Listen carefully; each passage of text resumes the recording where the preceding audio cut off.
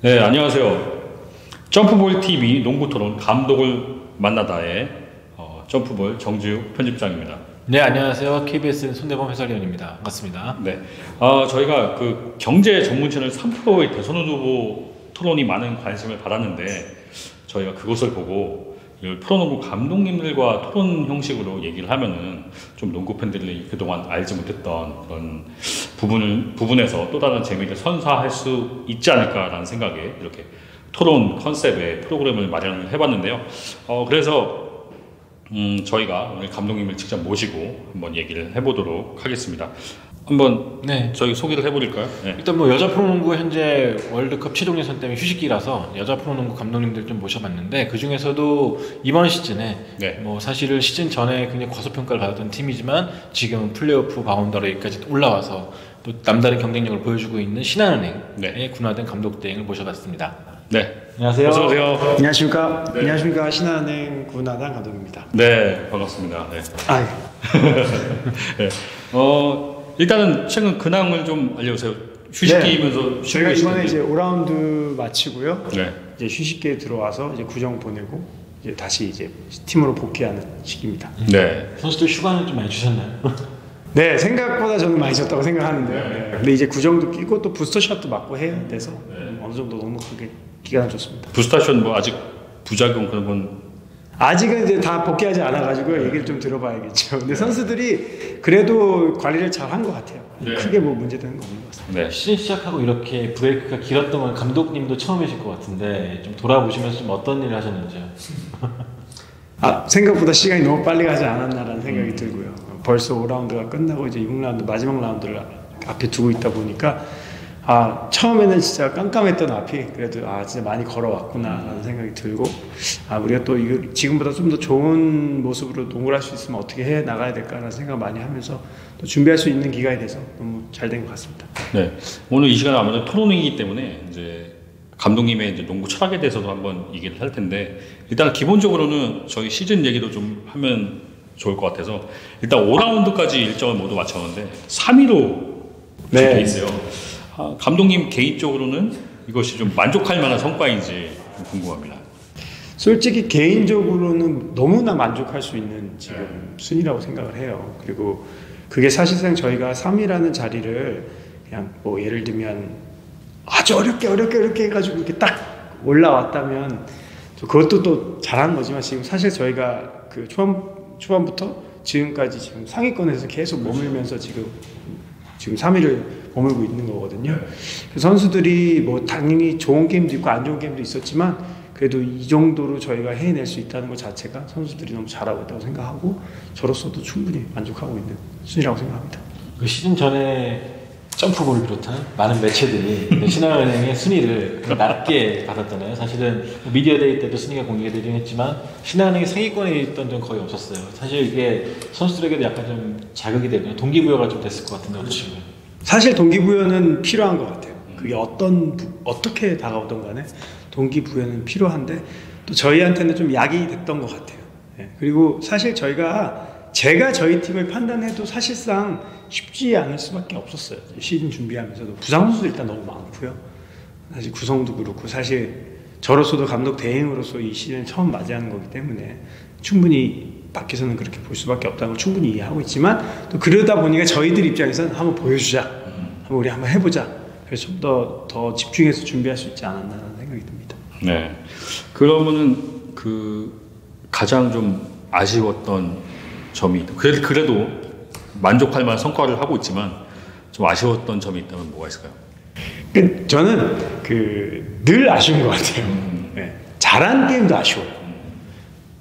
좀 더 이렇게 해서 조금 더 쉽게 좀 더 우리가 하고자 하는 농구를 좀 더 추구하는 그런 컨셉으로 잘 맞춰가면 좋을 텐데 그래서 저도 막 제 스스로 너무 그러지 마라 이렇게 하는데 돌아서서 이렇게 좀 생각해 보면 이게 라운드마다 진짜 아쉽게 졌던 게임들 그때 저희 선수들이나 또 제가 지도자로서 했던 실수들 그런 것들을 다시 이렇게 체크하고 제가 또 그걸 또 캡처해놔요 늘 그런 것도 이렇게 바라보고 보면서 내가 조금 더 이런 것들을 줄이기 위해서 또 어떻게 해 나가야 된다. 또 선수들을 또 어떻게 해 나가는 게 좋을 것 같다라는 생각을 하면서 또 훈련을 또 준비할 수 있게 되는 것 같아요. 중계하다 보면 사실 시청자분들도 그렇겠지만 저도 신한은행은 승패를 떠나서 좀 재미있는 농구를 하고 있다라는 생각이 들거든요. 아마 많은 팬들도 좀 동의하지 않을까 싶은데 감독님이 느끼시기에도 신한은행 농구가 좀 재밌고 좀 사실 팬들 입장에서 쫄깃쫄깃한 게 많잖아요. 마지막에 좀 속 터질 때도 많겠지만 좀 어떠신가요? 그런 걸 평가 들으실 때는? 저희 가족, 캐나다에 있는 가족, 또 한국에 있는 가족들이 다들 제가 해외에서 농구 지도자를 했을 때는 관심이 없었어요. 전혀. 근데 이제 올 시즌 들어서 처음으로 이제 농구에 대해서 관심을 가져주시고 다들 가족들도 많이 재밌게 봐주시는데 너무 재밌다고 하세요. 너무 재밌고 쫄깃쫄깃하고 막 그런데 저는 사실 그렇지 않거든요.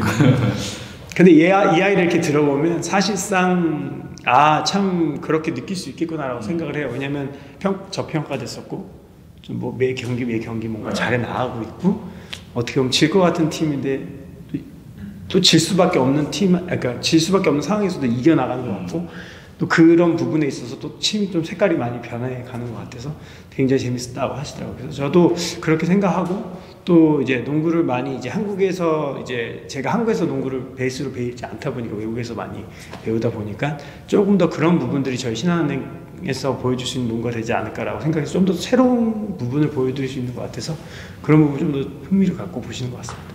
방금 말씀하셨다시피 이제 아무래도 한국에서 농구를 배우지 않고 이제 외국에서 농구를 배웠다 보니까 사실 좀 인상적인 것들이 몇 가지 있었어요. 제가 취재하는 과정에서 전에 저한테 경기 후에 오늘 경기에 나갈 라인업을 쭉 정리해서 이렇게 보여주셨는데 사실 그런 것들이 NBA 팬들이 보는 그런 농구, 왜냐면 NBA는 어느 시점에 어느 선수가 교체해서 나가고 이런 게 다 어느 정도 정해져서 나가잖아요. 물론 중간중간 뭐 부상이나 아니면 뭐 어떤 선수가 부진할 때 좀 파울 트러블이나 이럴 때 좀 순간순간 바뀌는 게 있지만 기본적인 틀은 있단 말이에요. 이제 그런 것들을 이제 연습 경기 때 다 준비를 한 것인지. 근데 이제 그게 저는 어렸을 때부터 그런 것만 봐서 그게 너무 당연하다고만 생각을 하지 그게 사실은 새롭다고 생각해 본 적은 없었어요.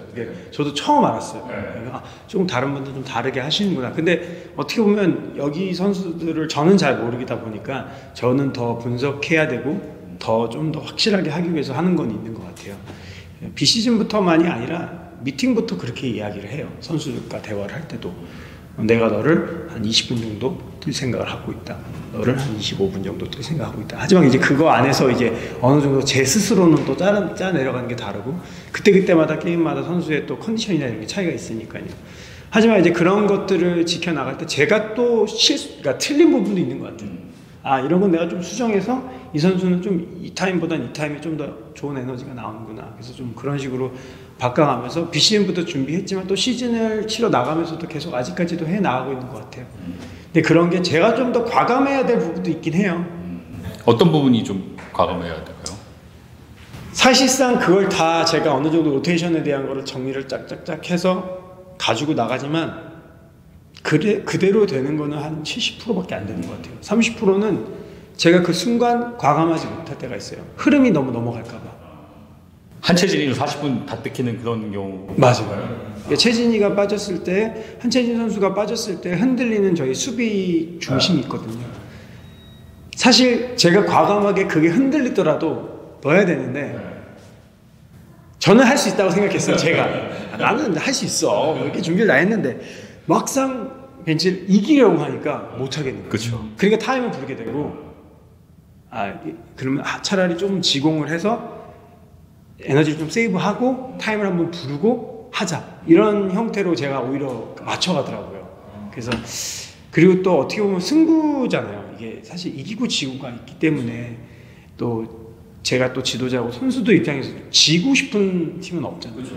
그래서 어느 정도 이기고 싶기 때문에 초반에는 좀 더 제가 더 그런 부분에 있어서 과감하지 못했고 좀 더 게임을 이기고자 하는 마음이 컸기 때문에 좀 그런 식으로 운영했던 것 같아요. 아니 그동안 대부분 한국 농구 지도자들은 사실 연습 경기가 어떻게 보면은 지루함을 좀 깨기 위한 수단일 수도 있거든요. 그러니까 연습 경기 하다가 뭐 선수들이 지루해하니까 연습 경기 한다. 이거 아니면 특히 중고등학교는 지도자들이 가르칠 게 커리큘럼이 많지 않으니까 그냥 연습 경기 해갖고 연습 경기 통해서 선수를 지적하고 막 잘못된 거 지적하는 지적의 장이 되기도 해요. 근데 보면은 그 로테이션을 연습 경기마다 다 시험을 해보는 거잖아요. 이제 그런 것들도 좀 사실 보기엔 달랐거든요. 제가 연습 경기를 신하영이 연습 경기를 시즌 전에 볼 때도 저 팀은 뭔가 나는 라인업이 정해져서 나가는구나 하는 느낌을 줬거든요. 그런 것도 다 연습 경기마다 테스트를 하고 좀 체크를 해주시나요? 제가 연습 게임을 할 때 저희 이제 비시즌이죠. 오프시즌 때 이제 훈련을 할 때 사실 저희는 연습 게임 같이 훈련을 매일 하고 있긴 해요. 그런데 연습 게임이라는 것 자체는 사실 몸 푸는 것부터, 그러니까 그 게임을 위해서 점심을 먹는 것부터, 그러니까 아침부터 일어나서 시작된다고 생각해요. 절대로 이게 그 연습 게임 이게 다르다고 생각하잖아요. 그러니까 아침부터 그 게임을 하나를 하기 위해서 하루의 루틴을 만들어가는 게 중요하다고 생각해요. 그래서 아침 훈련부터 또 그다음 훈련 끝나고 쉬는 시간부터 또 그 연습 게임을 하기까지 일단 그 루틴을 만들어 주려고 해요. 그럼 그게 조금 더 게임 루틴이 나올 수 있으니까. 그렇죠. 그리고 또 이제 연습 게임을 하면서 또 제가 가져가려고 하는 시즌 내내 가져가려는 하는 방향을 시즌 때 써보지 못할 부분들을 해봐야 되잖아요. 테스트를. 그러니까 테스트 드라이브 없이 어떻게 차를 삽니까? 그거랑 똑같이 저는 예를 들면 제일 지금 크게 예를 들 수 있는 건 유승희 선수예요. 유승희 선수가 어렸을 때부터 자라나면서 2번, 3번을 제일 많이 받아요. 윙 플레이어였어요. 윙 플레이어. 그럼 윙 플레이어라다 보니까 뭐 윙 플레이어가 움직이는 것들 또는 그 윙 플레이어 수비 정도는 어느 정도 뭐 충분히 이해하고 있어요. 하지만 시즌에 들어갔을 때는 4번, 5번 또는 1번 자리까지 다 소화해낼 수 있어야 된다고 저는 생각을 했었거든요. 왜냐하면 저희가 지금 멤버상 그렇게 봐줄 수 있는 사람이 없기 때문에. 그래서 승희한테 그렇게 제가 좀 지시를 했고 또 그거를 또 테스트하기 위해서 연습 게임을 준비를 그런 식으로 했었어요. 그래서 예를 들면 오늘 하루는 승희를 4번, 5번 밑에 그러니까 포스트 라인으로 넣어서 한번 하루 종일 게임을 해봤을 때 본인이 느끼는 시행착오들, 그리고 제가 이 선수랑 이 선수랑 할 때 어떻게 케미가 맞고 이런 것들, 그 다음에 또 승희가 1번 자리 포인트 가드 자리를 맡았을 때 또 나오는 시행착오들, 어느 정도의 시야를 확보할 수 있고 어느 정도의 공격 루틴을 가져갈 수 있는지, 이런 것들을 사실 많이 준비를 했었어요. 그래 가면서 지금은 승희 얘기를 하고 있지만 많은 사람들의 퍼즐을 하나씩 껴 맞춰 놓으려고 좀 비시즌 연습 게임 하면서 그런 것도 많이 준비했던 것 같아요. 사실상 유승희 선수 인터뷰를 보니까 좀 본인도 좀 많이 혼란스러웠던 적도 있고 감독님 미웠던 적도 있고 그랬다고 말했던 것 같은데, 그렇다면 그런 역할을 좀 이해시키고 왜 해야 되는지 납득시키는 과정도 굉장히 중요했을 것 같아요. 감독님이 또 그런 부분에 있어서 좀 많이 애를 쓰셨던 것 같은데, 그런 대화는 좀 어떤 식으로 나누셨는지요? 일단 당연히 1대1로 이제 면담하듯이 이제 일단 대화를 하지만 겁이 나죠. 마음속이 복잡할 수밖에 없을 거예요. 그런데 또 선수들만의 성향이 다르다고 생각해요. 이제 캐릭터 자체가 조금 받아들이기 좀 쉽게 받아들이는 선수들, 조금 그렇게 쉽지 않게 받아들이는 선수들, 또 그 캐릭터들이 사실 코트에서 나온다고 생각해요. 이 선수는 좀 상대 선수의 움직임을 파악하고 내가 좀 움직여주는 선수다, 아니면 내 스스로 내가 움직임을 하면서 선수들이 맞춰주기 원하는 선수다, 이런 선수만의 캐릭터가 있잖아요. 일단 대화를 통해서 어떻게 풀어나갔으면 하는 저의 마음을 먼저 이야기를 해요. 그런데 선수 입장에선 그게 코트에서 쉽게 제가 말하는 대로 그렇게 나오진 않아요. 그렇죠. 그러면 이제 그렇게 안 나왔을 때 제가 또 한번 설명을 해요. 그런데 말로만 해서는 안 돼요. 비디오를 봐야 돼요. 보고 왜 이렇게 했어야 되는지, 왜 이럴 땐 이렇게 했어야 되는지, 이렇게 했을 때 선수들이 쉽게 일어나진 않는 것 같아요. 그렇죠. 왜냐면 우리는 어릴 때부터 비디오를 별로 안 봤기 때문에. 네, 그리고 좀 시간이 필요한 것 같고, 그러면서 시간이 일주일이 지나고 2주일이 지나고 3주일이 지나고 그걸 계속 하다 보면 고충을 느끼기 시작하는 거예요. 포워드 자리는 이런 고충을 갖고 있구나. 자기가 딴 걸 해보니까. 가드 자리는 이런 고충을 갖고 있구나. 그러면서 멀티플레이어라는 그런 그런 습관? 좋은 그런 스킬들을 익혀가는 거라고 생각해요. 아직도 익혀가고 있다고 생각해요. 그런데 사실상 저는 워낙에 외국 농구를 많이 보고 자라다 보니까 모든 팀마다 한 선수는 멀티플레이를 해줄 수 있는 선수가 있으면 팀은 살아날 수밖에 없어요. 포인트 가드로서 포딩 카드만 할 수 있는 선수가 있으면 좋죠. 하지만 어떤 상황이 포인트 가드도 될 수 있고 슈터도 될 수 있고 포워드도 될 수 있다면 그거보다 더 좋은 선수는 없죠. 근데 이제 그런 것들을 하기 위해서 대화를 많이 하고 비디오 미팅을 많이 하고 시행착오를 느끼고 그 마음에서 막 눈물도 흘리고 복잡하겠지만 그런 거 없이 어떻게 선수가 변하겠어요. 그런 거 없이 변할 수 있으면 여기 있는 사람 다 멀티플레이어에 다 뭐 하죠. 근데 지금 그래도 승희가 컴백해서 남들에도 인정받고 좋은 모습 보일 수 있는 거는 본인의 노력이라고 생각해요. 제가 아무리 해도 안 되는 선수는 안 되는 거거든요. 그래서 선수가 많이 노력했다고 생각해요. 네. 사실 그 시즌 초반에 김연아 선수가 아웃돼서 나갔을 때 그 다음 경기에서 제가 만났을 때 유승희를 볼 핸들러로 활용을 할 것인데 그게 이미 연습 경기 때 준비가 돼 있었다. 사실 이것도 좀 놀랐거든요. 대부분은 이제 제가 취재하면서 봐왔던 한국 농구의 대부분은 이제 갑자기 준비되지 않았던 거를 갑자기 그냥 순간적으로 그냥 하는 경우가 대부분인데 그것까지 이미 다 준비가 돼 있었다. 그거 사실 좀 놀랐었어요. 그런 준비도 다 비시즌 때 한다는 거예요. 네, 예를 들면 에나와 게리의 선수가 가지고 있는 에너지는 두 선수가 갖고 있는 에너지가 조금 다르다고 생각해요. 또 저희 팀한테 줄 수 있는 에너지는 에나 선수가 안 되거나 게리 선수가 안 된 상황에서 또 누군가가 가드 역할을 맡아줄 수 있어야 된다고 생각을 했었고 또 그 부분에 있어서 저희 팀에서 제일 적합한 게 승희였어요. 왜냐면 승희 선수가 뭐 공격력도 좋지만 사실 패스워크 할 때 스피드나 시야가 좋아요. 네. 아직 그래도 뭐 많이 배워야 될 건 많지만 완벽하다고 할 수는 없어요. 그리고 본인도 좀 더 볼에 대한 욕심도 있고 그래서 저는 사실 제 머릿속엔 유승희 선수가 벤 시몬스처럼 슛은 잘 못 써주만 진짜 그 가드, 포워드 그 영역을 막 다 넘나들면서 저희 팀의 그런 좋은 에너지를 살리기 위해서 그런 거를 배웠으면 하는 마음이었어요. 사실 한국이 만약에 대학 디비전, 대학 레벨의 농구가 있었다면 거기서 많이 해보지 않았을까라는 생각이 들긴 해요. 이제 프로 와서는 사실 자기가 해야 되는 부분만 해왔지 여러 가지 하지 못했으니까요. 그래서 승희를 가드로 세웠을 때는 장점이 많죠. 한국은 워낙에 좋은 수비도 많이 하다 보니까 이제 에나나 게리는 잘 돌파하는 선수지만 키가 작다 보니까 패스의 각이 나오지 않는 부분들이 있는데 그런 걸 유승희 선수가 또 해줄 수 있고 또 돌파 부분도 충분히 되고 그래서 또 충분히 승희가 할 수 있다고 생각했기 때문에 승희를 좀 비시즌에 준비를 했었습니다. 그럼 벤 시몬스처럼 되는 거를 얘기하시면 벤 시몬스보다 더 잘 던지잖아요. 많이 과감하게 던지잖아요. 부담과의 트러블은 배우지 마. 아니 근데 제가 벤 시몬스를 벤 시몬스가 당연히 부담과 트러블이 있고 뭐 필라델피아라는 팀 자체 안에서의 문제점에 대해서는 제가 디테일하게는 알지 못하지만 그냥 한 선수의 캐릭터를 봤을 땐 저희가 사실 담비 선수와 엄지 선수가 올림픽 하고 나서 합류를 했을 때 저는 몸이 안 좋을 거란 생각을 머릿속에 하지 않았어요. 엄지가 이렇게 시즌 아웃 될 거라고 생각하지 않아요. 어떤 감독이 그렇죠. 메인 선수 하나가 시즌 아웃 될 거라고 생각하고 준비를 합니까? 그건 말이 안 되잖아요. 근데 만약에 승희가 1번 자리를 쓸 수 있으면 1번, 2번, 3번, 4번, 5번 모든 선수의 신장이 높아지면서 수비할 때 유리한 점이 많아질 거라고 생각했고 그러면서 사실 곽주영 선수가 엄지 선수가 안 되면서 곽주영 선수가 저희가 영입했을 때도 담비와 곽주영 선수가 아직 아무리 예전에 같이 뛰었지만 손발이 잘 안 맞을 거다.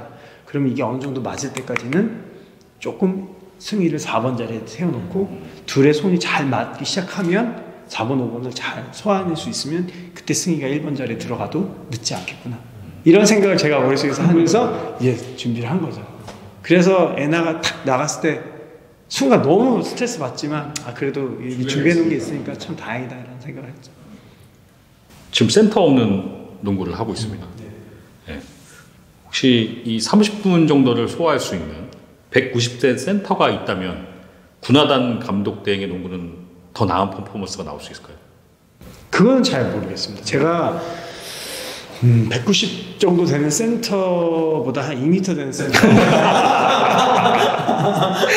그러면 좀 나아질 것 같은데, 이게 사람이 욕심이다 보니까 모든 걸 가질 수는 없는 건 알지만, 제가 저희 팀 감독 대행을 맡아서 저희 팀을 꾸려나갈 때, 사실상 코치 생활을 여기서 2년 동안 하면서 저희 선수의 스타일과 기량과 이런 걸 다 파악하고 있는 상황에서 사실 대행 자리를 맡았기 때문에 어떻게 보면 유리한 부분이 있었어요. 왜냐면 저희 팀을 아니까요, 제가.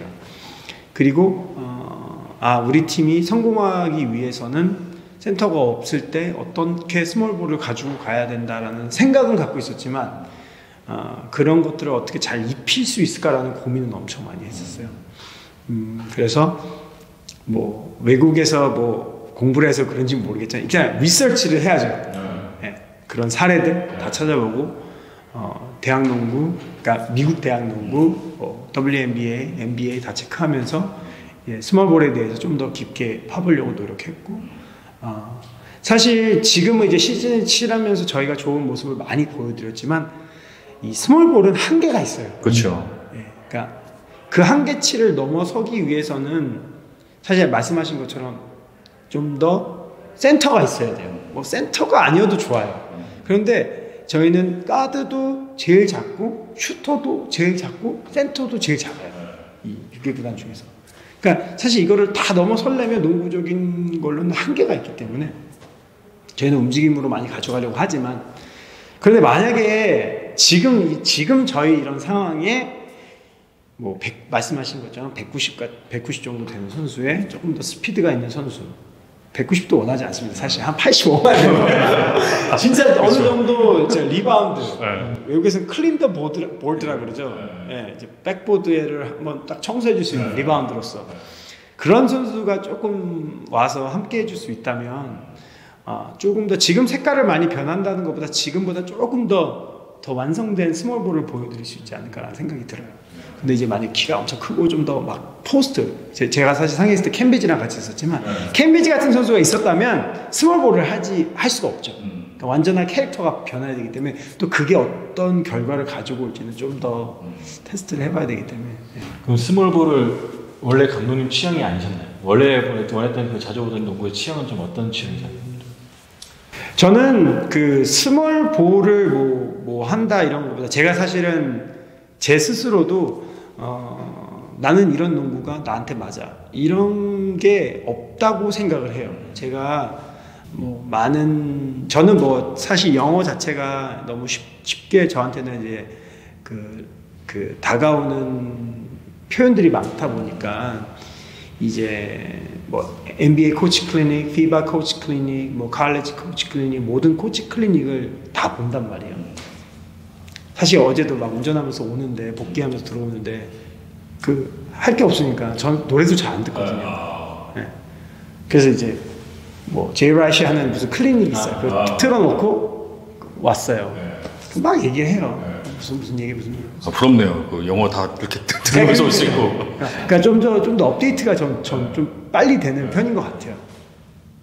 그러다 보니까 저는 이런 철학에 이런 농구를 할 수 있구나라고 하면 저희 팀에 빨리 한번 해보고 싶은 마음이 강해요. 네. 좀 캐릭터가 맞는다면. 그래서 조금 저는 선수만 다양하게 풀이 있다면 많은 것들을 시도해보고 싶어요.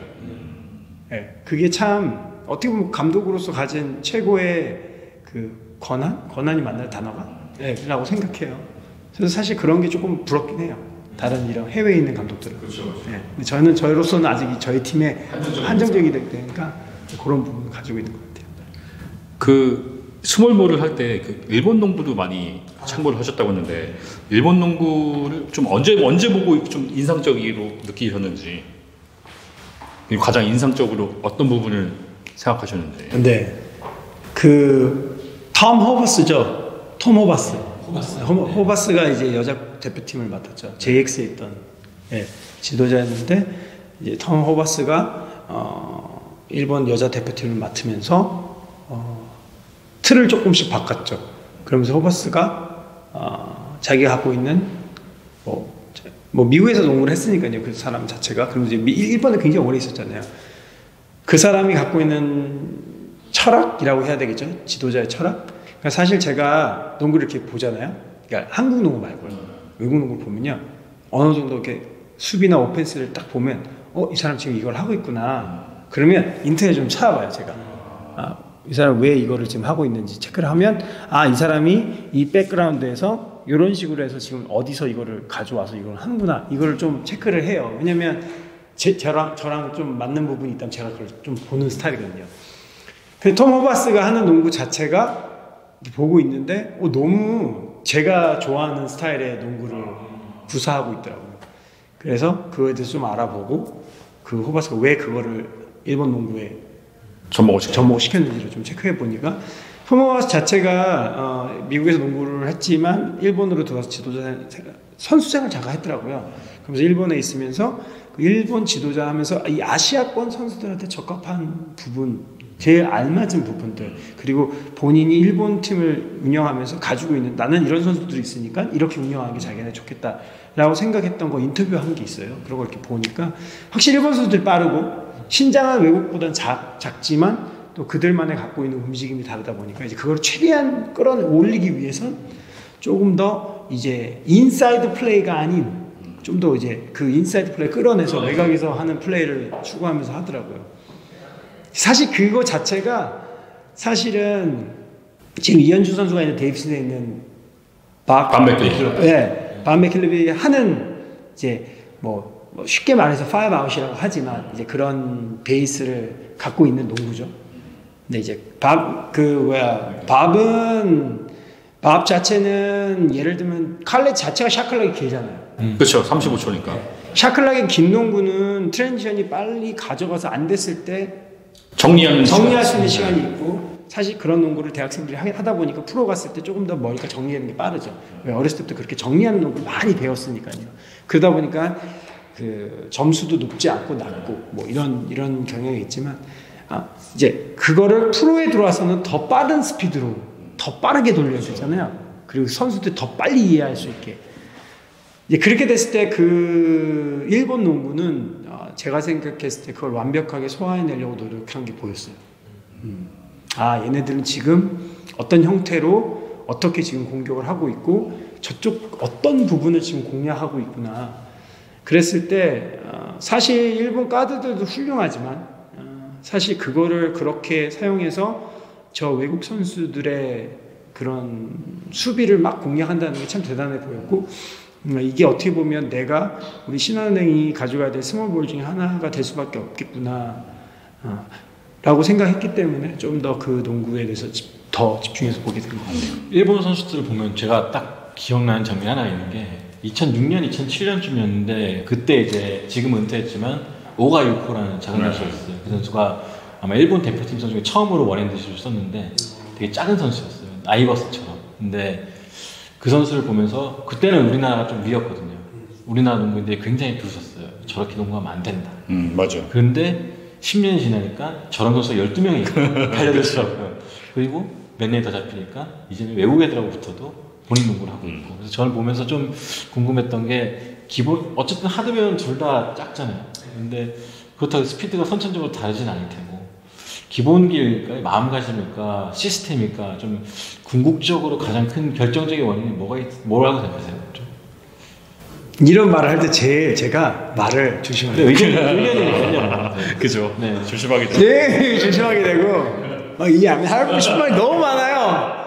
저 진짜 다 말할 수 있어요. 근데 아직 대행 자리도 못 된 제가 감히 제가 말하긴 좀 그렇고, 근데 제가 이제 외국에서 그래도 많은 사례를 봐왔고, 제가 칼레지에 있으면서 칼레지 선수들 가르칠 때 그래도 NBA 드래프트를 준비하는 선수들도 몇 선수 가르쳤었고, 그 선수들이 어떻게 어렸을 때부터 운동해 왔는지를 봤기 때문에 사실 어린 선수들, 유소년 선수들, 그러니까 제가 농구 관계자분들한테 진짜 진지하게 한번 물어보고 싶은 건 진짜 10년을 투자할 수 있냐 이거예요. 10년 기다릴 수 있겠냐. 그러니까 앞에만 보지 말고, 그러니까 지금 여기 안 보고 그 10년을 볼 수 있냐라는 거를 여쭤보고 싶어요. 제가 처음 한국 들어와서 29이었고 제가 지금 41이니까 12년 지났거든요. 그때 농구와 지금 한국 농구 변한 건 맞아요. 그런데 만약에 지금을 10년을 내다보고 그때부터 준비를 했다면 어땠을까라는 생각이 들긴 해요. 그렇죠. 그럼 지금 저희가 10년을 바라본다면 지금은 깜깜하지만 진짜 준비할 수 있을까? 사실 준비해야 된다고 생각해요. 준비 안 하는 저희가 잘못했다고 생각해요. 그래서 일단 저도 그렇고 많은 지도자분들도 그렇고 또는 농구 강자들도 우리가 지금만 보지 않고 좀 더 멀리 봐야 된다. 그리고 그런 걸 준비하기 위해선 열려 있어야 된다고 생각해요. 마음이 좋은 건 받아들이고 나쁜 건 안 받아들이면 되잖아요. 그런데 사실상 그거를 내가 어떤 색안경을 끼면요 좋은 것도 안 좋게 보일 수밖에 없는 것 같아요. 그래서 좋은 모습으로 모든 거를 받아들이려고 노력한다면 이게 다 받아들여서 내가 이거는 안 쓰면 되는 거고 내가 이건 좀 써보고 할 수 있다면 그게 이 지금 어린 선수들 이 유소년 선수들이 조금 더 좋게 성장할 수 있는 계기가 되지 않을까라는 생각이 들어요. 이현준 선수가 잘 돼야 돼요. 그렇죠. 잘 돼야죠. 네. 맞아요. 좋은 사례를 남겨줘야지. 맞아요. NBA 가야 돼요, 무조건. 가서 그 무게 문화를 좀 가져오지. 그죠? 가서 한국 선수들도 해외 가서 밥 맥켈런 밑에서 배우면 NBA 가는구나. 이 시스템을 잘 받아들여야 되겠다. 이렇게 되면 제가 좀 살아남을 수 있지 않을까요? 그렇죠. 근데 지금의 한국 농구는 사실 둘 다 안 될 것 같아요. 왜냐면 10년 앞을 내보다보려는 사람조차 없고 그리고 받아들이려는 마음도 딱히 없고 지금 여전히 NBA 농구에 대해서 그냥 1대1 능력이 좋은 애들이 하는 농구라고만 생각하니까 1대1 농구를 잘하는 선수를 갖다가 거기에 맞는 시스템을 만드는 농구인데 그냥 1대1로 잘하는 농구라고 생각을 하니까 약간 둘 다 좀 약간 너무 안 이루어질 것 같아서 마음이 아프긴 하네요. 근데 뭐라 그럴까 NBA를 보고 배우려고 하면 NBA는요 벽이 너무 높은 산이고요. 그거를 보고 하기에는 전 세계가 너무 레벨이 낮아요. 그렇죠, 맞아요. 왜냐면 NBA는 최고의 선수들만 가서 하는데 포인트 가드가 2m가 될 수 있어야 되는 리그잖아요. 그러니까 그런 거를 보고 NBA를만 보지 말고 그러니까 스테픈 커리가 슛 쏘는 거를 보지 말고 왜 스테픈 커리를 갖고 그런 농구를 하고 있는지를 찾아보면 스티븐 커는 프레드 호이버그가 아이오와에서 감독을 해서 가져왔었던 사이클론이라는 오펜스를 가지고 했던 거를 스티브 커가 나도 이거를 보고 우리 팀에 맞게 나도 가져가야겠다 해서 자기만의 스타일로 바꿔서 워리어스가 생긴 거거든요. 지금 워리어스 농구가? 네, 그러니까 NBA의 시카고 불스라는 최고에 있었던 팀에 있었던 선수가 스퍼즈에 가서 어시스턴트 코치라면서 그 펀더멘털한 시스템을 배우고 자기만의 철학을 가지고 대학교에서 사용하고 있는 좋은 시스템을 가지고 본인 색깔을 만들어서 NBA에서 했단 말이에요. 그런 것처럼 저도 그렇게 해요. 저도 진짜 NCAA 농구를 많이 보거든요. 저희도 그런 좋은 시스템을 보고 이거는 우리 팀에 진짜 잘 맞겠다 하면 그걸 가져와서 좀 해보려고 하면 그게 좀 도움이 되고 좀 더 이 어린 선수들이 좀 더 성장하는 데 도움이 되지 않을까. 그러니까 사실상 좋은 전술이라는 건 항상 그런 다 아마추어에서 나온 거잖아요. 맞아요. 트라이앵글 오펜스도 결국 트리플 포스트에서 나왔고 모션 오펜스도 결국 프린스턴 대학에서 시작됐고 근데 제일 중요한 건 제 생각에는 뭔가를 배우겠다는 의지도 중요하고 공유하겠다는 의지가 제일 중요한 것 같아요. 미국 아까도 클리닉 같은 거 말씀하셨지만 미국 감독들이나 피바 감독들은 자기가 나온 노하우를 공유하는 걸 주저하지 않거든요. 책으로도 굉장히 많이 표현해요. 근데 우리나라에서 제가 마지막으로 피바 학회지에서 좀 본 전술이 2007년 유수종 감독님 마지막이었어요. 그때가 이제 우리나라가 피바 아시아 선수권 우승하고 올림픽 갔을 텐데 그때 나온 전술 한번 번역해서 나온 것 이후로 세계에 우리나라의 농구가 소개해준 적이 한 번도 없었거든요. 물론 영어라는 한계도 있겠지만 우리말로 써가지고 후배들하고 번역하면 되죠. 가르치면 좋은데 제가 한번 해야겠습니다. 열심히 해서요. 그런 것들이 사실 저는 국내에서라도 공유하고 좀 가르치려는 움직임이 좀 일어나야 되는데 다 이게 딱 뭉켜지고 숨기고 그러다 또 사실 또 뻔하고 그런 것들이 좀 되풀이 되다 보니까 초보 감독들 있죠. 초보 지도자분들 그런 분들이 배울 기회가 좀 부족하죠. 왜냐면은 은퇴하고 코치가 됐는데 뭘 해야 될지 모르는데 모르죠. 결국 해야 되는 건 배웠던 것들, 지역 방법. 뭐 그런 것부터 시작을 하게 되니까 더 발전이 없는 게 아닌가 싶고, 그래서 저는 한번 건의드리고 싶은 것도 있는 게 감독님들, 프로 감독님들은 사실 그래도 노하우가 더 많으실 테니까 은퇴한 어린 지도자분들한테 공유를 해주신다든지 뭐 그렇게 한번 해보면 어떨까 생각이 들어요. 그 브래드 스티븐스가 버스턴에 들어가서 좋은 성적을 내고 인터뷰를 할 때 그런 얘기를 하더라고요. 브래드 스티븐스가 내가 갖고 있는 점수 다른 감독이 갖고 있지 없는 게 없다. 다 똑같은 거예요. 근데 그걸 어떻게 우리 선수, 우리 팀에 맡겨서 그 상황에 맞춰서 하는 것 뿐이지, 내가 사이드라인을 잘 만들고 뭐 내가 베이스라인 플레이를 잘 만들고 이런 게 아니라 다 똑같은 건데, 그 상황에 우리 칼라에 저쪽 수비가 어떤 식으로 들어오는지를 체크해서 그걸 변형하는 것 뿐이다라는 얘기를 해요. 어떻게 보면 우리 한국 문화로 따지면 겸손한 말이잖아요. 저희 한국적인 걸 봤을 때 제가 듣기에는 또 그냥 많은 팩트를 얘기한 거예요. 맞아요. 다른 지금 NBA에 있는 감독들이 지금 상대팀 수비하는 걸 모를까요? 다른 어시스트가 8명이 앉아있는데 그리고 그 전술이 없을까요? 다 있을 텐데. 그런데 자기 색깔에 맞게 자기 팀을 만들어서 했다는 것 자체가 브래드 스티븐스가 참 대단하다고 생각해요. 그런 것처럼 이 감독들 또는 지도자들도 사실 이게 다른 게 없어요. 다 똑같은 거예요. 네, 그런데 이제 그거를 어떻게 사용하냐는 건데, 그렇게 말씀하신 것처럼 서로 쉐어하고 서로 대화하고 서로가 서로를 공유한다는 건 서로 지도자로서는 좋다고 생각해요. 그게 뭐 크게 문제될 건 없어요. 어떻게 쓰는 건 자기의 능력이니까요. 그렇죠? 약간 문화의 차이도 있는 것 같아요. 그러니까 처음에 만약에 어떤 팀이 감독이 아웃이 돼서 새로운 감독이 왔어요. 그러면은 우리나라 대부분 감독들은 약간 그런 얘기를 해요. 전에 대체 무슨 짓을 하는 거야? 엉망이네?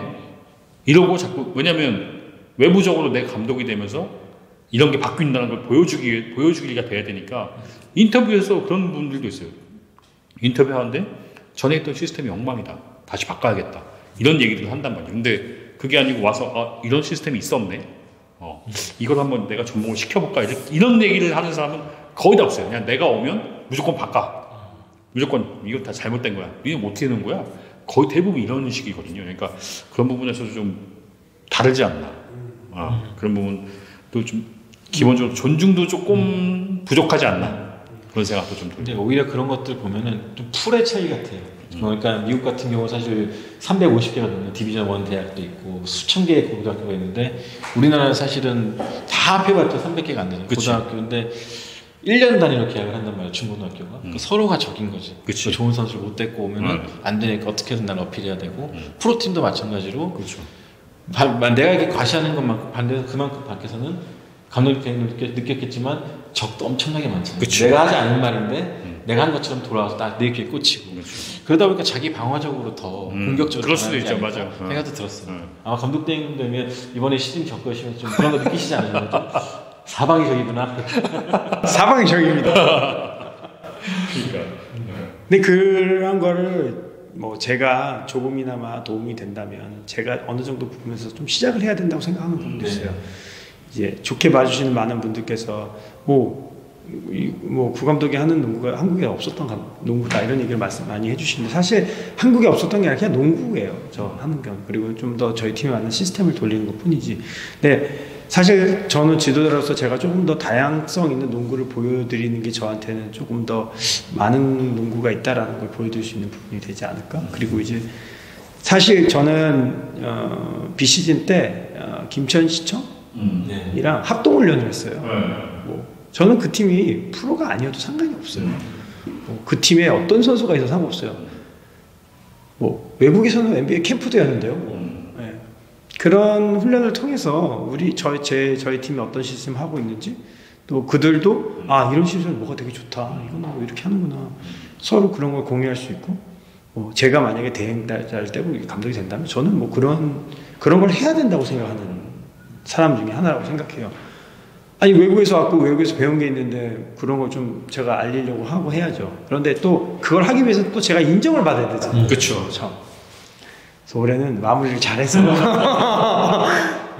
그래서 좀 적을 줄이고 근데 감독님도 이제 아까 새로운 것 좀 말씀하셨는데 저희가 중계하면서 처음 느꼈던 새로운 것 중 하나가 바로 화술이었어요. 선수한테 전달할 때 몇 번 많이 들으셨겠지만 지나간 것에 대해서 계속 연연하기보다는 좀 나아가야 될 것을 계속 제시해주는 그 방식 자체가 사실은 모든 이제 작전 타임 때 제가 듣잖아요. 근데 그 감독님 처음이었거든요, 사실은. 근데 그런 방식은 원래 성격이 그러신지 뭐 어떤 이유가 있는지. 제가 성격이 그런 건지 사실은 잘 모르겠어요. 제가 그거에 대해서 깊게 생각해보지 않았어요. 내가 진짜 이런 거 안 했어요. 근데 왜 어렸을 때부터요, NBA 보고 어렸을 때부터 칼레지 농구 보고 또 저는 그 영어로 듣잖아요. 그 사람이 무슨 말 하는지. 이제 그러면서 그런 것들이 저한테는 조금 스며든 것 같아요. 어렸을 때부터 봐왔던 것들이. 그리고 이제 NBA, 저는 이제 어렸을 때부터 NBA의 그 NBA TV라 그러는데 NBA TV를 가입을 해놓으면 그 캠프부터 프랙티스까지 다 나와요. 그러니까 틀어놓으면 하루 종일 NBA만 나오는 게 있어요. 저는 그런 걸 매일 보고 자랐거든요. 그냥 농구에 미쳐있는 거니까요. 근데 저 같은 사람 저만 있는 건 아니에요. 진짜 많아요. 그럼 거기서 막 얘기하는 것들, 대화하는 것들 뭐 들어보면 이게 이럴 땐 또 이렇게 얘기하고 이렇게 얘기하고 이렇게 하잖아. 프로도 그렇고 칼레지도 그렇고 모든 부분에 있어서 제가 느끼기엔 스포츠는 일단 대화 방법이 중요하다고 생각해요. 이런 대화 방법. 특히 프로에 올라오면 올라올수록 더 심하다고 생각해요. 왜냐하면 프로는 대학은 고등학교 대학교 나이가 이렇게 지나면서 철이 든다고 해야 되죠. 이게 중학교 때랑 고등학교 다르고 고등학교 때랑 대학교 때 다르잖아요. 근데 이제 프로는 연차가 쌓이면서 어린 선수도 있고 나이가 많은 선수도 있다 보니까 이 대화 방법이 되게 중요하다고 생각을 해요. 저는 한국은 이제 저도 아직 한국적인 부분은 부족한 부분이 있어요. 왜냐하면 그 위계 질서 그런 것도 아직 잘 저는 모르고 그런 부분에서 실수도 아직도 많이 하고.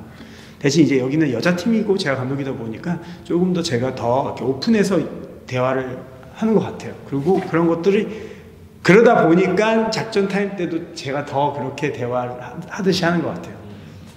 그리고 그냥 제가 느끼는 코트에서 느끼면서 제가 또 머릿속 정리를 해요. 제가 제 스스로 이건 얘기해줘야 되겠구나, 이건 이렇게 하는구나.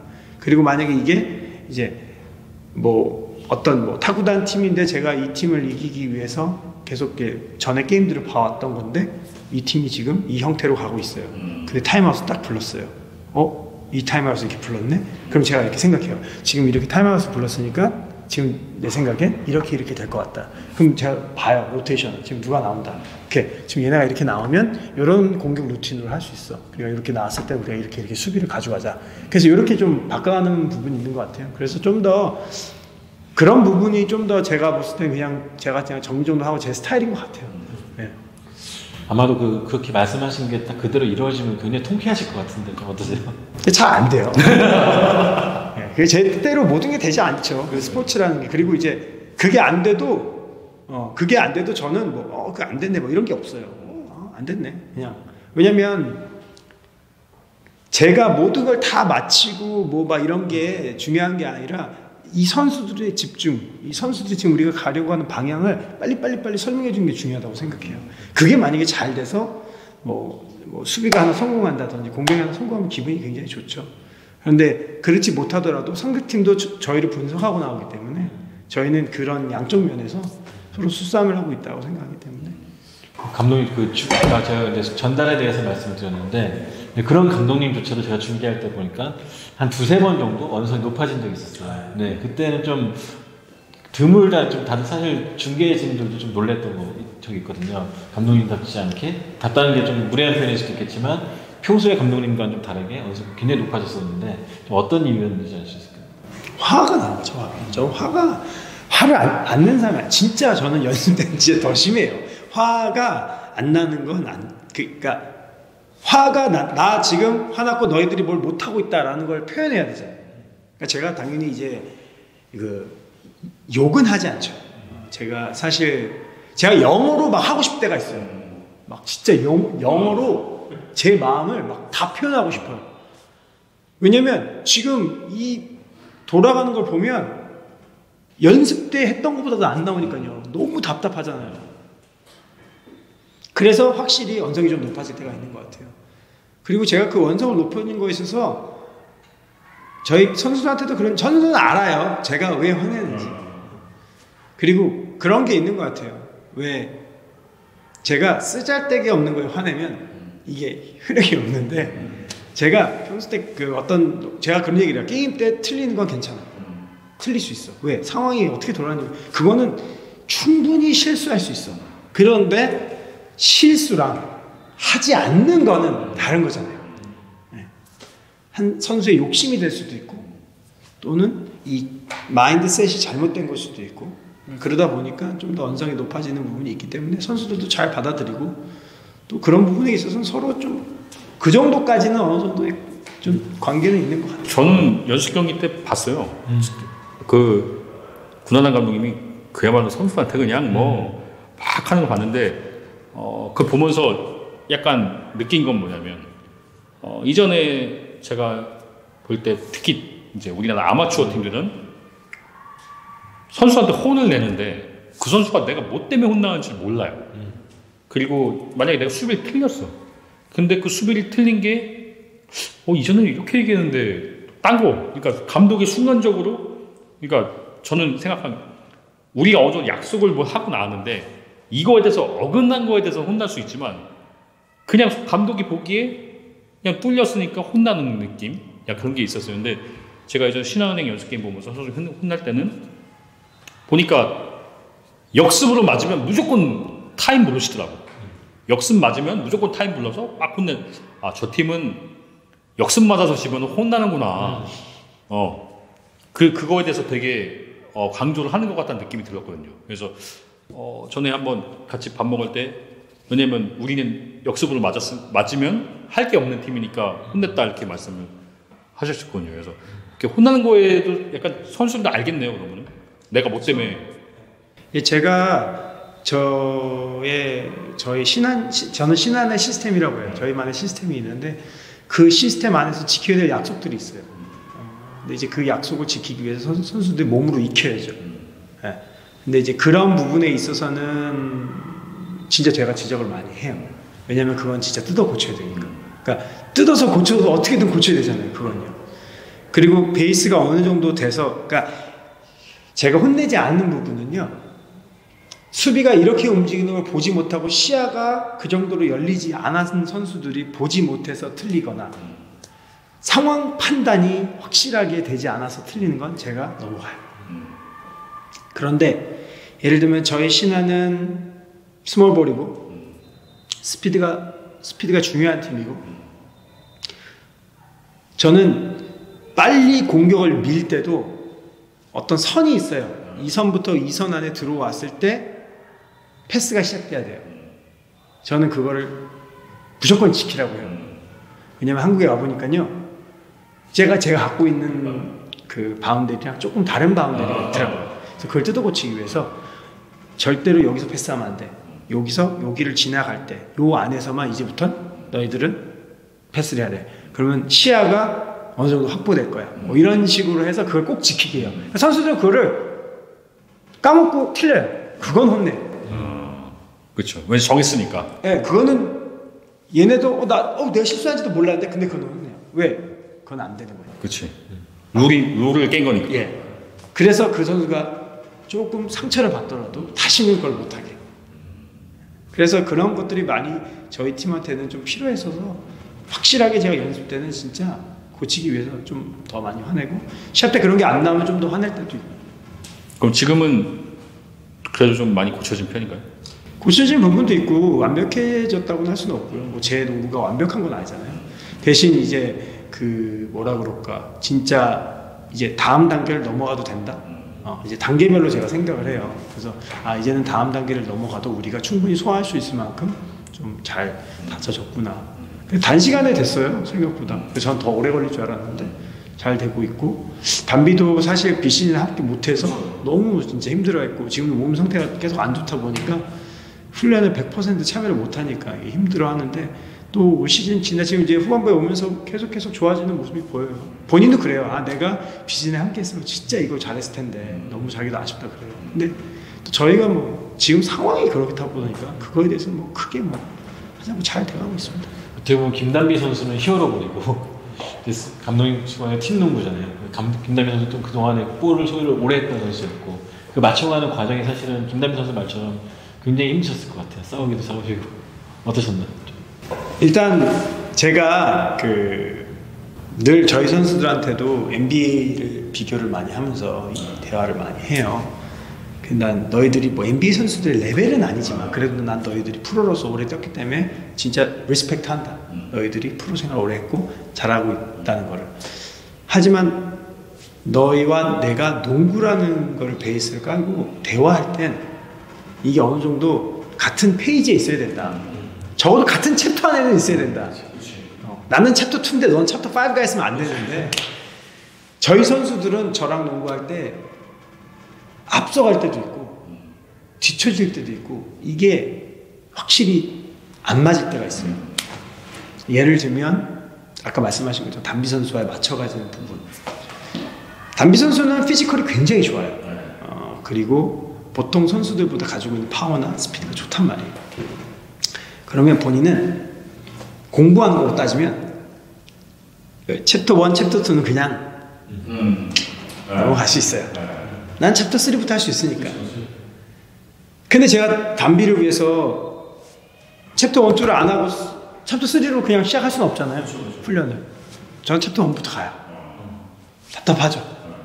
그럼 뭐가 하다가 선수가 틀려요. 어떤 선수가. 그러니까 틀린 게 아니죠. 얘는 챕터 1을 하고 있는 거죠. 예. 그 담비 입장에서 야, 너 지금은 그렇게 하면 안 되고 이렇게 갔을 때 이렇게 돌아가야지. 그 대학이 그 얘기를 해요. 아니, 지금은 그거 하는 게 아니야.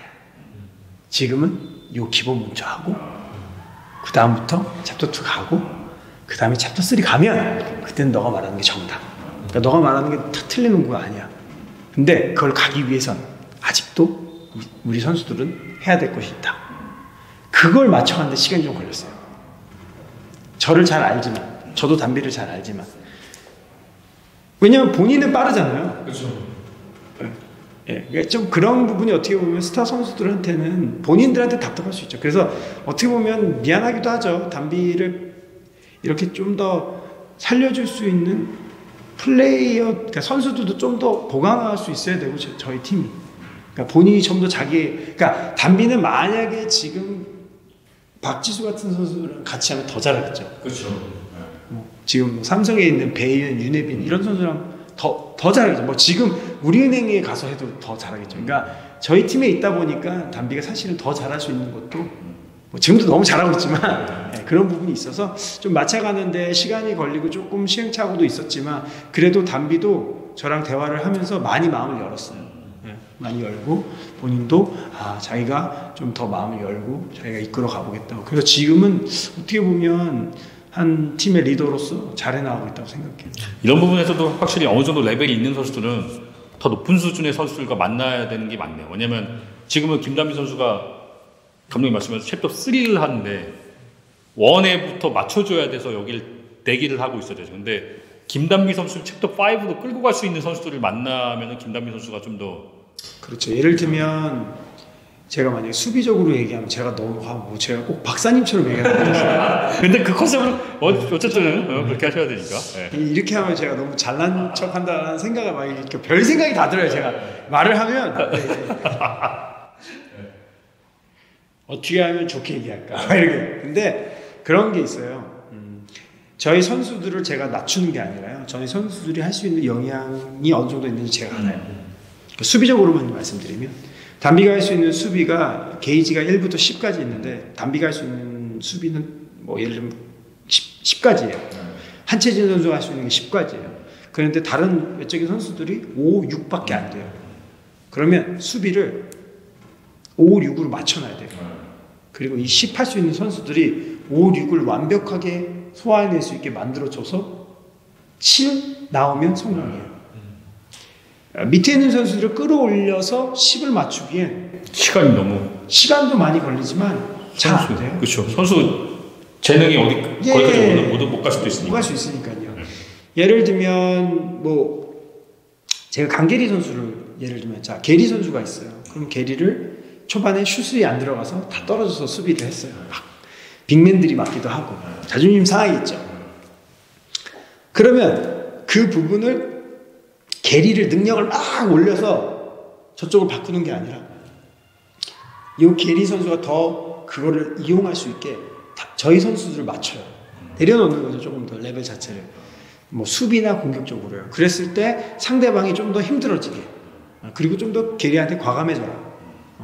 그러면 담비한테 사실 담비가 쏴야 되잖아요. 좀 더 공격적으로 게리보다는. 근데 오히려 거꾸로 게리야 쏴 이러는 거야. 그 담비야 너가 리바운드 들어가.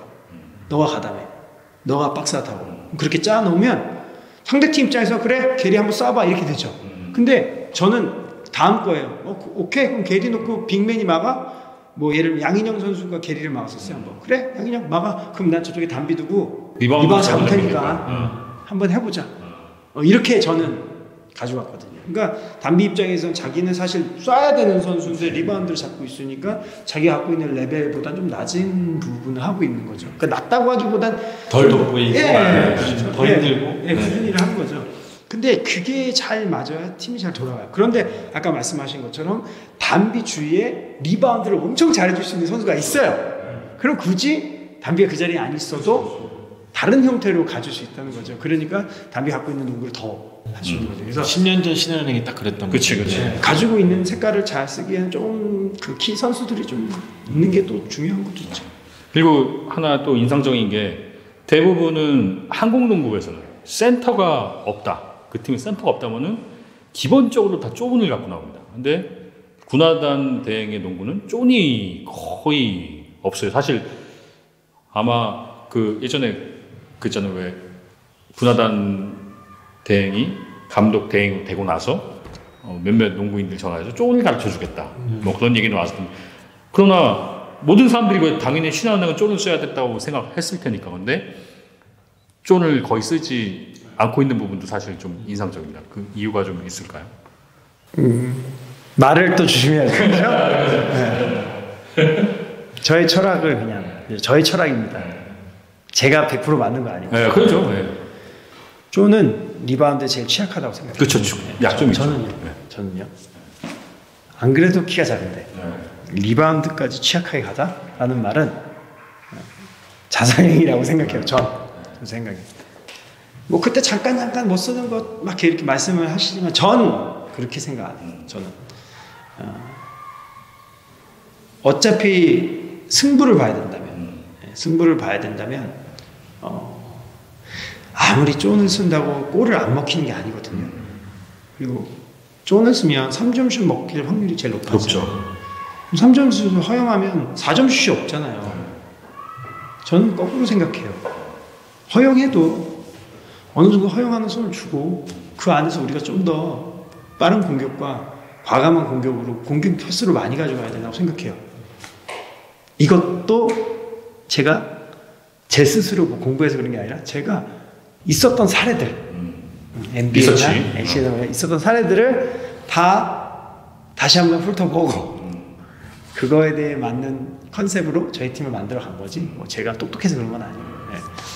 그랬을 때 가져갈 수 있는 덴토니 감독이 가져갔었던 컨셉의 농구를 생각하면서 내가 덴토니가 뭐 대단하고 뭐 우승 못했죠. 그래도 우승 못했죠. 네. 근데 그 감독이 가져갈 수 밖에 없었던 이유 뭐 이제 그런 걸 좀 찾아보고 읽어보면서 맞다 저것도 어떻게 보면 하나의 부분이다. 맞아요. 쪼를 쓰면 좋다라는 부분을 안 들은 건 아니에요. 그런데 전 덴토니의 말이 저한테 더 와닿고 그게 저희한테 더 맞다고 생각했고 그럴 때는 더 맨투맨을 더 강하게 가져왔고 좀 더 오펜스에서 좀 더 신경 쓴 부분이 있죠. 어떻게 보면 그게 여기랑은 조금 안 맞을 수 있죠. 근데 그건 또 저의 색깔이니까요. 제가 그걸로 많이 실패했다면 저 이 자리에서 지금 말씀 못 드리죠. 농구는 농구, 바스켓볼이 바스켓볼이잖아요. 진짜 농구예요. 농구에서 있었던 그런 사람들을 보면서 제가 그냥 해 나가는 거지. 뭐. 정답도 없고. 네. 그렇죠. 승리가 정답인가요? 네? 이기는 것이 정답인가요? 그것도 근데 이기는 것이 정답은 아니지만 이겨야 인정은 받죠. 그렇죠. 네, 이 리스펙트를 받아야 그 다음부터는 뭔가를 해 나갈 수 있겠죠. 네. 자, 이제 신한은행이 주축 선수들이 대거 빠진 가운데 6주 동안 이제 휴식기를 맞게 됐습니다. 휴식도 할 수 있고 팀 정비도 할 수 있는 시간인데 사실상 신한은행은 뭐 아직 확정까지는 아니지만 그래도 플레이오프를 바라봐야 되는 상황. 네. 좀 플레이오프를 대비하는 기간이라고 봐도 무방할까요? 특히 근데 다만 주축 선수들이 빠진 상황에서 플레이오프를 준비를 해야 되기 때문에 그 부분도 대비를 하고 하실 텐데 어떻게 준비를 하실 계획이신지. 일단 이제 6라운드를 이제 준비하는 과정에 담비 선수가 빠진 거거든요. 네. 사실 저희 BCN 때도 담비 선수 없이 네. 이제 했었는데 담비 선수가 건강히 돌아온다는 거를 일단 베이스를 깔아놓고 네, 준비를 하고 있고 해야죠. 그리고 사실 저희는 재정비도 재정비지만 사실 일단 조금 휴식이 필요해요. 네, 그리고 휴식이 필요하면서 제가 5라운드를 해보니 제가 가지고 있는 저만의 데이터가 생겼잖아요. 그렇죠. 저희 데이터, 제 데이터 안에서는 요 정도의 요 정도 로테이션이면 승부수를 볼 수 있구나. 요거보다 많은 로테이션이면 쉽지가 않구나. 이런 데이터는 확실히 생겼어요. 그런데 이제 그것만 믿고 플레이오프를 생각한다는 건 좀 아닌 것 같고요. 또 플레이오프 들어가기 전까지 그 한 라운드 동안 뭐 어떻게 될지 모르는 거니까 사실 조금 더 이런 로테이션 풀을 조금 더 다양하게 연습을 해보려고 해요. 그리고 농구는 그 로테이션 안에서 어떻게 보면 선수들이 잘 해주냐 안 해주냐에 따라서 승부가 나는 거기 때문에 저희 선수들이 일단 다양하게 쓸 수 있는 선수들이 많이 있고 또 건강하지 못한 선수도 있고 하다 보니까 조금 더 건강한 선수들이 조금 더 좋은 모습을 보일 수 있도록 좀 플레잉 타임을 더 가져가려면 어떤 식으로 로테이션 돌리면 최고 적절한 건지 또 외나 선수도 그렇고 또 뭐 주영 선수도 그렇고 뭐 연희도 그렇고 다들 몸 상태가 좀 좋지가 않아요. 그래서 어떻게 하면 제가 제일 적절하게 적합하게 쓸 수 있는지 좀 더 정비를 잘해서 6라운드를 어떻게 보면 플레이오프를 위해서 6라운드를 한번 치러봐야죠. 그랬을 때 어느 정도 답이 나온다면 플레이오프에 좋은 모습을 보일 수 있지 않을까라고 생각하고 그거를 위해서 아마 지금 거의 한 6주 정도 되는 것 같아요. 네. 6주 동안 이제 잘 준비를 해봐야겠죠. 거의 상대는 우리은행을 붙여진 그렇죠. 팀인데 사실 만날 때마다 마지막 맞대결 빼면 거의 매 경기마다 접전이었어요. 지난 시즌에는 좀 일방적으로 진 경기도 많았지만 이번 시즌은 이기기도 하고 네. 마지막까지 재밌게 했는데 어떻습니까? 우리은행 자체가 사실은 많은 팀들 좀 긴장시켜 왔던 팀인데 우리은행을 상대할 때, 위성호 감독님 상대할 때 좀 어떤 마음이 달라진다거나 좀 그런 게 있나요? 혹시? 일단 강팀이죠. 일단 국가대표 라인이기 때문에 어떤 매치업을 놔도 다 미스매치예요. 다 미스매치이기 때문에 그거를 그러니까 저는 챌린저예요. 네. 저는 권투로 따지면 지금 저희는 벨트를 차고 있는 사람이고 전 챌린저예요. 저걸 싸우기 위해서 저는 이 수도 준비해야 되고 저 수도 준비해야 되는 입장에 서 있어요. 마음가짐이 다를 수밖에 없어요. 그리고 사실 작년에 말씀하셨던 것처럼 20점, 30점도 졌었던 팀이지만 올 시즌은 그래도 저희가 진짜 재밌는 게임을 많이 했었거든요. 그러면서 선수들도 자신감은 얻었어요. 하지만 이 승부는 하나에 진짜 나잖아요. 이게. 그러니까 그것까지 완벽하게 저희가 해내지 못하면 못 이긴다고 생각해요. 저는. 일단 마음 자체. 그러니까 100% 완벽하게 모든 게 딱 떨어져야 잡을 수 있어요. 그렇기 때문에 그 완벽함을 구사하려면 저희가 200% 열심히 해야죠. 또 모든 걸 다 그렇게 포커스 해놓고 맞춰놔야 또 챔프전에 갈 수 있는 영광을 누릴 수 있죠. 네, 그렇지 못하면 또 한 번 플레이오프 때 힘들어지는 거니까요. 그래서 걱정이 된다는 것보다는 저는 사실 지도자로서 즐기고 있어요. 재밌어요. 뭔가 이렇게 도전한다는 게. 저희 선수들도 그런 마인드로 우리가 한번 부딪혀보자. 우리가 한번 부딪혀서 한번 저 강팀 한번 싸워서 이겨보자. 이런 마인드 준비하면 좀 좋은 결과가 나오지 않을까 생각합니다. 지금 감독 대행이지만 어쨌든 팀의 수장으로서 한 시즌을 지금 거의 다 왔단 말이죠. 거의 9부 등선까지 왔는데 지금까지의 군화단이라는 지도자의 농구를 많이 보여줬다고 생각을 하시는지 아니면 어느 부분까지만 보여줬다고 생각하시는지. 솔직한 말씀을 드리면 준비 과정에 있어서 너무 힘든 일이 많았어요. 그래서 사실 농구적인 부분보다 그 외 부분에서 너무 스트레스 받고 어려운 부분이 많아서 그 부분은 사실 제가 그냥 한 사람으로서는 최선을 다한 것 같아요. 그 이상 할 수 있을까라는 생각이 들 정도로. 그런데 농구적으로만 바라본다면 사실 더 보여드릴 수 있는 게 많다고 생각해요. 뭐 그게 뭐 제가 농구를 많이 알아서가 아니라 사실 아직 첫 해를 맞았던 거고 또 뭐 좋은 성적을 지금 거둬서 3위를 하고 있지만 사실 어떻게 보면 어떤 모든 사람들이 다 이제 우승이라는 걸 앞에 그렇죠. 목표를 세워놓고 하고 있잖아요. 그러니까 이제 그렇게 하기 위해서는 더 많은 준비와 좀 더 많은 것들을 가지고 있어야 된다는 생각을 하고 있어요. 그러다 보니까 제가 내가 또 이런 것도 할 수 있고 저런 것도 해 나가야겠구나라는 생각을 하면서도 하고 있거든요. 하지만 시즌 중간에 그걸 바꿀 수는 없기 때문에 제가 준비해 왔던 걸로 쭉 밀고 나가기 때문에 조금 더 좋은 모습을 보여드릴 수 있는 기회가 생긴다면 충분히 더 많은 모습을 보여드릴 수 있지 않을까 생각해요.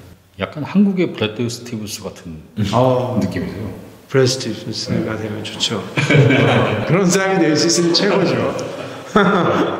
브래드 스티븐스가 보스턴 감독하면서 지금 뭐 아주 쭉쭉 잘 나가고 지금 보스턴 사장까지 하고 있듯이 신한의 사장이 되면 좋죠.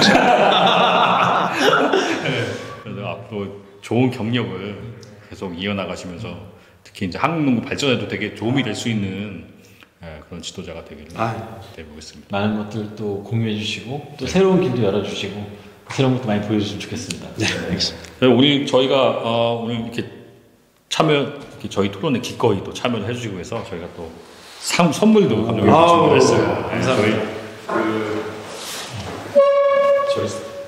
저희 아는 지인분이 브랜드를 경식을 하셔갖고 선물 감사합니다. 잘 지내시고 앞으로도 좋은 활동 부탁드리겠습니다. 누가 이게 나이겠어요.